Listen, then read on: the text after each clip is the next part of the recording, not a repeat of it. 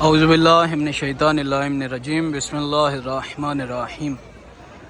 السلام علیکم یا ابا عبداللہ الحسین علیہ السلام، السلام علیکم یا ابن رسول اللہ، السلام علیکم یا ابن امیر المؤمنین و ابن سید الوصیین، السلام علیکم یا ابن فاطمۃ الزہراء سیدۃ النساء العالمین، اللہم صلی علی محمد و آل محمد وعجل فرجہم والعن عدوہم۔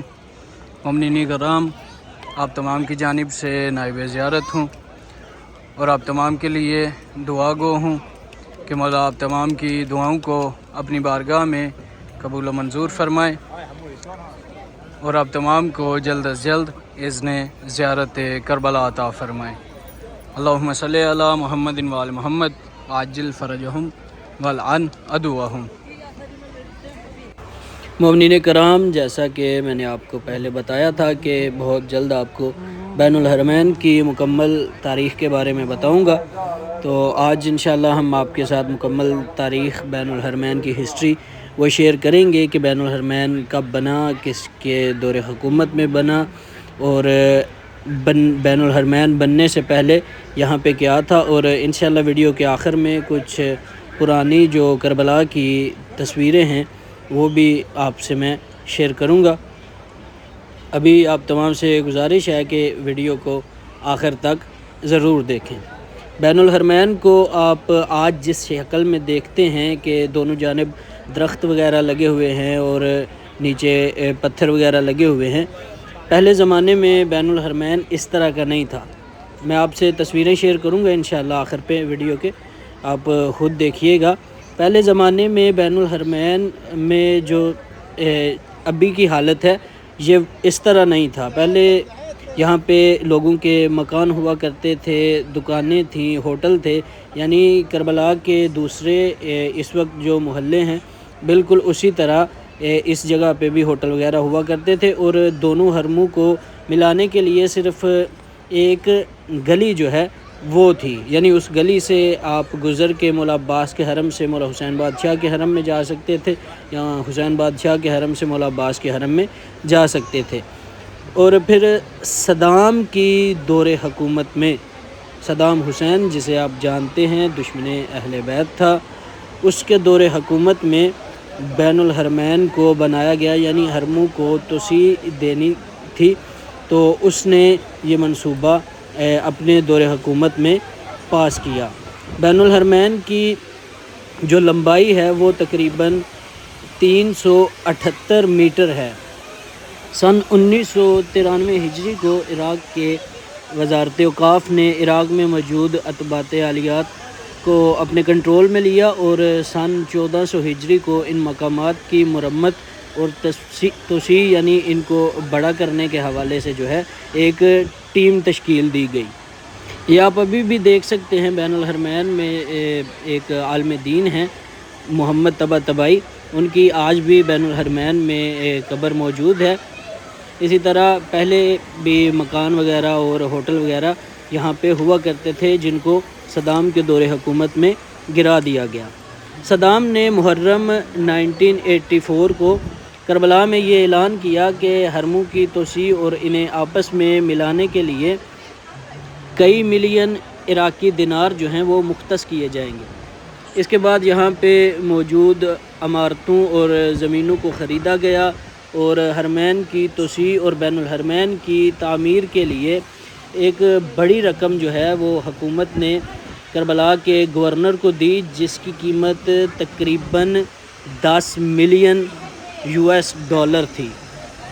اور یہ رقم اس وقت دی کہ چونکہ آپ سارے جانتے ہیں کہ صدام ہی کے دور حکومت میں دونوں بادشاہوں کے حرموں پہ حملہ کیا گیا تھا۔ یہ جو رقم مختص کی گئی تھی، یہ صدام نے جب دونوں حرموں پہ حملہ کیا تھا، یہ اس سے پہلے کی بات ہے۔ اس کے بعد 3 جمادی الثانی 1407 ہجری کو حرم کے دوسرے کاموں کے ساتھ ساتھ بین الحرمین کی توسیع کا جو پروگرام ہے اس کا بھی افتتاح کیا گیا۔ حرمین کی توسیع کے جو پروگرام تھا اس کے دوران حرمین کے درمیان موجود جو عمارتیں تھیں تقریباً 40 میٹر تک ان کو خالی کروا لیا گیا۔ اب کچھ تجارتی عمارتیں ایسی بھی تھیں کہ جن کو خالی نہیں کروایا گیا، یعنی ان کے مالکان راضی نہیں ہوئے. تو جب سن 1991 میں صدام کی لڑائی ہوئی شیعوں کے ساتھ، صدام نے دونوں حرموں پہ حملہ کیا تو اس علاقے پہ پورا جو ہے وہ صدام کا قبضہ ہو گیا تھا، اور قبضے کے بعد اس نے تقریباً یہ ساری عمارتیں گروا دیں تاکہ بین الحرمین کو مزید جو ہے وہ بڑا کیا جا سکے. اور جو صدام نے اپنی حکومت میں جو حملہ کیا تھا وہ بھی میں انشاءاللہ کوشش کروں گا، وہ بھی تصویریں میں آخر میں آپ کو دکھاؤں کہ کس طرح ٹینکوں کے ساتھ جو ہے وہ دونوں حرموں پہ حملہ کیا گیا تھا. میں انشاءاللہ آخر پہ کوشش کروں گا کہ وہ تصویریں بھی اسی ویڈیو میں لگا دوں.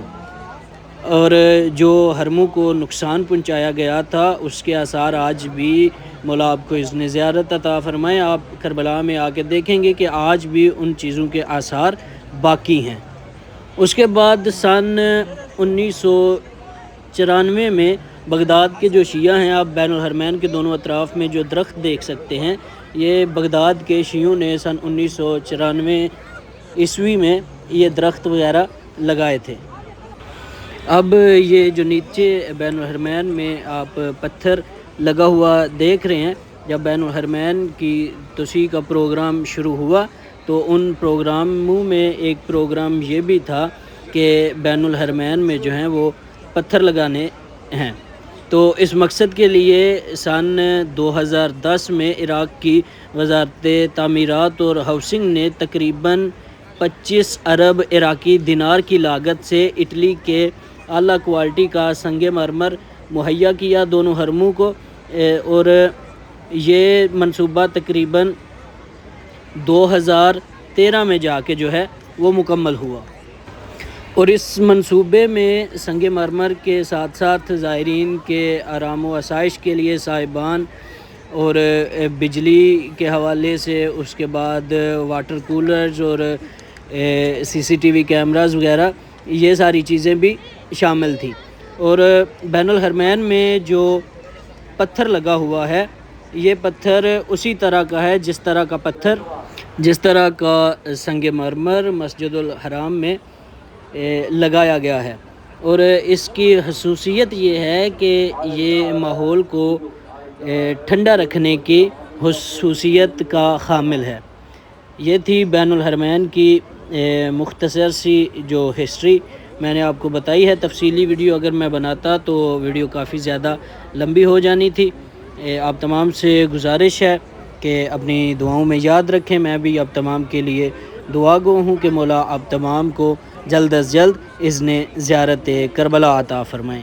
اللہم صلی علی محمد و آل محمد وعجل فرجہم والعن عدوہم. اللہم عجل ولیک الفرج، اللہم عجل ولیک الفرج.